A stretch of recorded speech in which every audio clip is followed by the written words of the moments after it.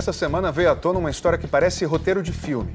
Um criminoso condenado por abuso sexual na Austrália, foragido há mais de 20 anos, foi descoberto num hospital no Rio de Janeiro. Christopher Gott é uma das vítimas do motorista que atropelou 18 pessoas na praia de Copacabana há quase 3 meses.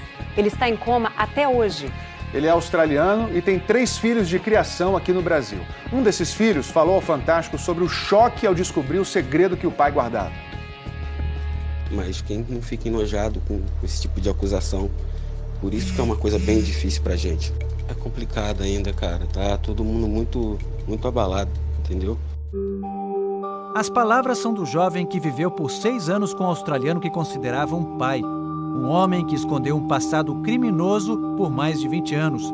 Detalhes dessa história nós descobrimos no calçadão de Copacabana, um dos cartões postais do país.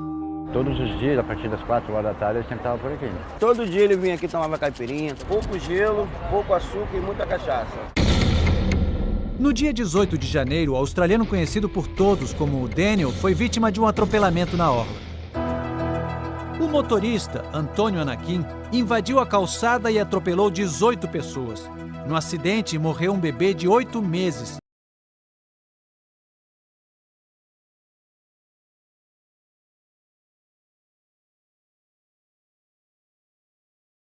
Foi o que mais sofreu. Traumatismo craniano grave. Está em coma no Hospital Municipal Miguel Couto desde o dia do acidente.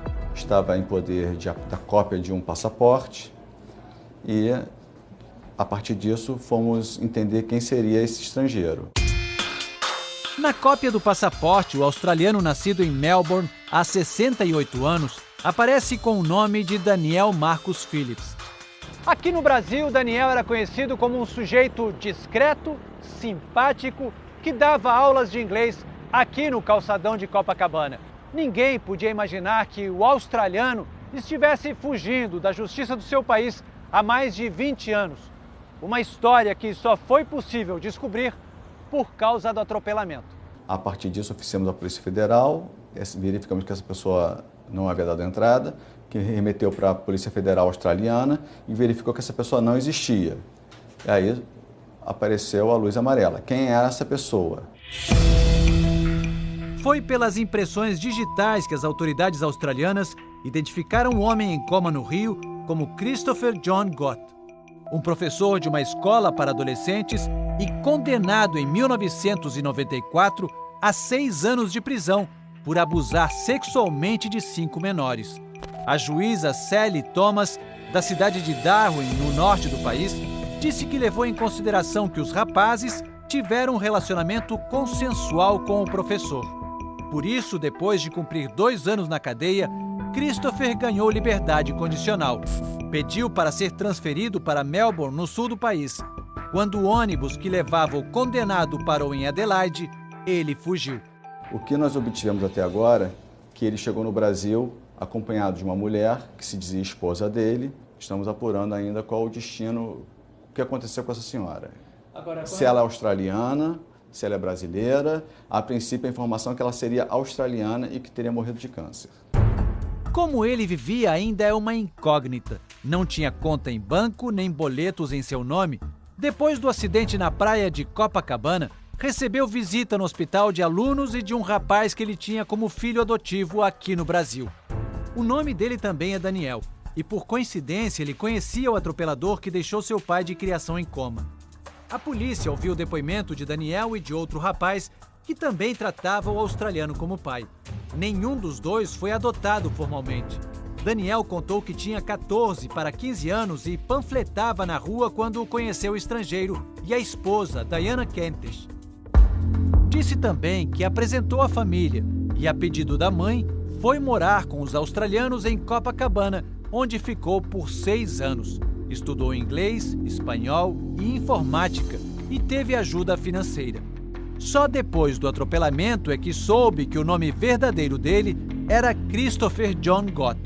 Contou que entrou em contato com o filho biológico de Christopher, Jamon Gott, que não sabia quando nem como ele havia entrado no Brasil, que o pai adotivo pedia para colocar algumas contas em seu nome e que não encontrou documento nenhum do australiano.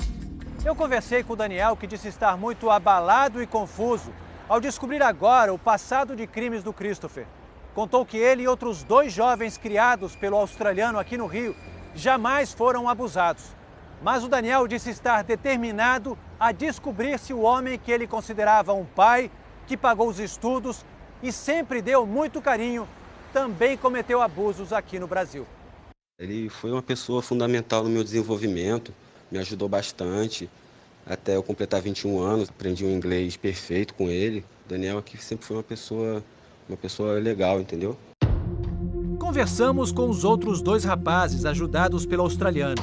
Eles não quiseram gravar a entrevista, mas confirmaram que tinham um australiano como pai e querem ajudar nas investigações.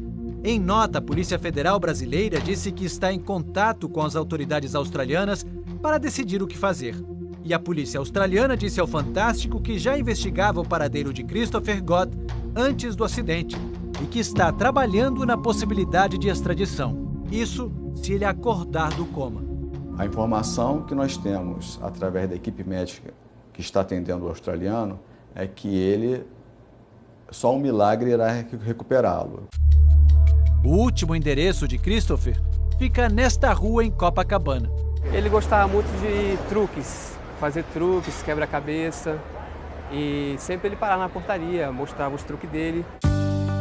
Histórias tão diferentes na Austrália e no Brasil mostram que ainda faltam muitas peças nesse quebra-cabeças.